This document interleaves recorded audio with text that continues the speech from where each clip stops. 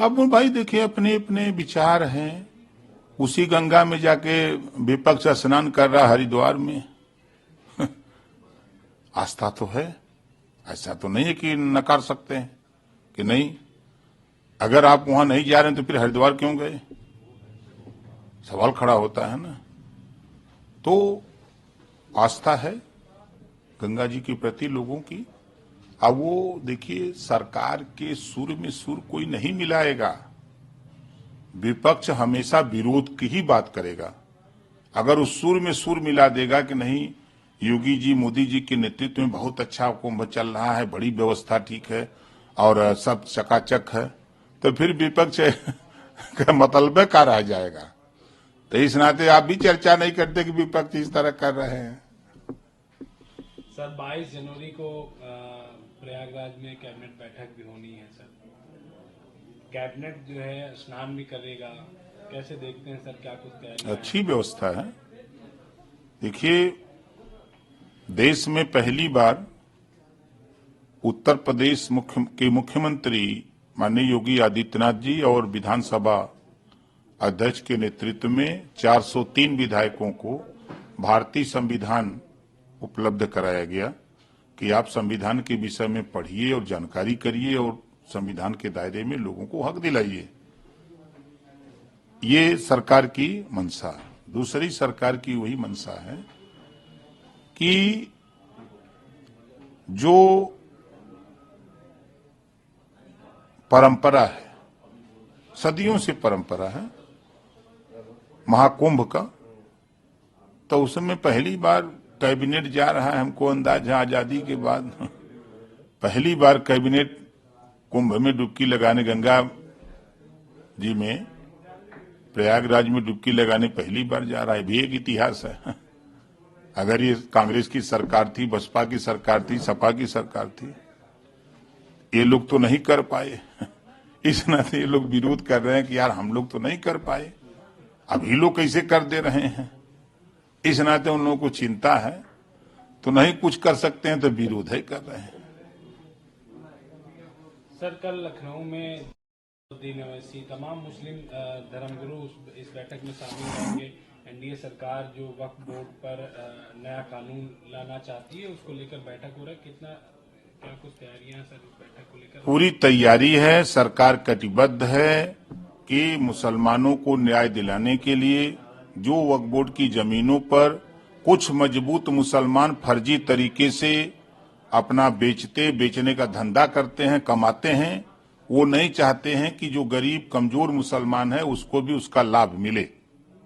वो नहीं चाहते हैं। इस नाते वो छटपटा रहे हैं।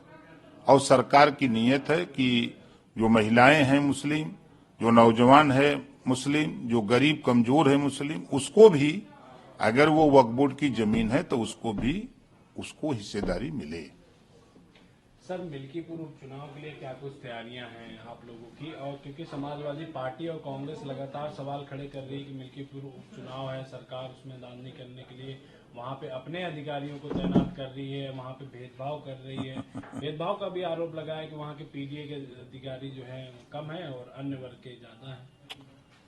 भाई देखिए, यदि समाजवादी पार्टी ये कह रही है कि वहां पीडीए के अधिकारी कम हैं, तो समाजवादी पार्टी के घर में भी तो पीडीए कम हैं। ऐसा क्यों? अधिकारी कोई नया नियुक्त होकर के नहीं वहां भेजा जा रहा है। वो समाजवादी पार्टी, कांग्रेस, बसपा के सरकारों में जो नियुक्ति पाए हैं अधिकारी कर्मचारी वही लोग हैं। उन्हीं लोगों को वहां लगाया गया है। अगर उनको दर्द है, पीड़ा है, ये तो हताशा और निराशा है, वो चुनाव हार रहे हैं इस नाते बोल रहे हैं, उनको जाके चुनाव आयोग के यहाँ कंप्लेंट करना चाहिए कि ये आदमी इस तरह का काम कर रहा है। चुनाव आयोग हटा देगा। तो ये खाली बाजा बजा रहे हैं, सोच रहे हैं चुनाव के अभी से हम बोलते रहेंगे, नहीं तो बाद में जनता को हम क्या कहेंगे। ये सब चुनाव हार रहे हैं। देखिएगा ना, एनडीए का प्रत्याशी जो है डंके की चोट पर भारी मतों से जीतेगा। स्टार प्रचारकों की सूची जो है समाजवादी पार्टी ने जारी की है, इसमें आजम खां का भी नाम है, तो कैसे देखते हैं सर? ये सिर्फ आजम खां के नाम पर भजाना चाहते हैं वोट, अब आजम खां को जेल में रखना चाहते हैं। ये समाजवादी पार्टी के कार्यकाल की देन है कि आजम खां जी जेल में है। अब इतना आप सोचिए कि जो व्यक्ति जेल में है उसको स्टार प्रचारक बना रहे हैं। इतनी अच्छी समझदारी है। सर राहुल गांधी कहते हैं कि जो नीतीश कुमार की सरकार ने बिहार में जो जाति जनगणना कराई वो बिहार के लोगों को मूर्ख बनाने के लिए कराई गई थी। जब उनकी सरकार बनेगी तो उसको प्रॉपर सही तरीके से कराया जाएगा। जब एनडीए में शामिल बैठक हो रही थी तब नीतीश जी बहुत अच्छे थे, हैं? तब तो आरती उतार रहे थे। जब अलग हो गए तब बहुत बुरे हैं। वो तो गलत ही किए, लेकिन कुछ किए, गलत ही किए लेकिन शुरुआत तो किया हो। आप क्या किए? आप तो सदन में उस बिल को फाड़ दिया, नहीं होने देंगे जातिवार जनगणना। लंबे समय तक कांग्रेस की सरकार थी, हर 10 साल पे वो व्यवस्था है, होनी चाहिए जातिवार जनगणना।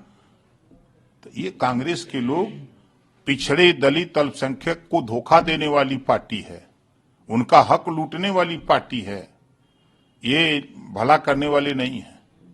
राहुल गांधी तो कह रहे हैं कि बीजेपी और जो आरएसएस है वो संविधान विरोधी है, ये संविधान को खत्म करना चाहते हैं। तो जब उनकी सरकार थी तो पाबंदी क्यों नहीं लगा दिया? जब ये आरएसएस और भाजपा गलत है तो फिर इस पे पाबंदी क्यों नहीं लगा दी? जब उनकी सरकार थी तो वो लगा देना चाहिए था। हिम्मत तो नहीं है, खाली बोलना जानते हैं। जब सरकार थी, पावर था आपके हाथ में, तो आपने क्या किया? सर दिल्ली विधानसभा चुनाव की तैयारी चल रही है।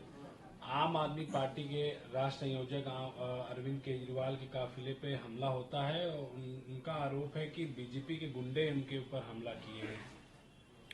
देखिए, वो जांच का विषय है, आरोप लगाना अलग बात है। जांच होगी, जांच में जो दोषी होगा उसके खिलाफ कार्रवाई होगी। दिल्ली विधानसभा के लिए एनडीए की क्या कुछ तैयारी है? पूरी तैयारी है दिल्ली में, पूरा देश में तैयारी। सारे विपक्ष एकजुट होकर लड़े, तब तो दिल्ली की सरकार बना ही नहीं पाए। अब तो सब वही गाना बज रहा है, दिल के टुकड़े हजार हुए, कोई यहाँ गिरा कोई वहां गिरा, कोई पता नहीं कहाँ गिरा। तो कैसे लड़ेंगे? यही हाल है।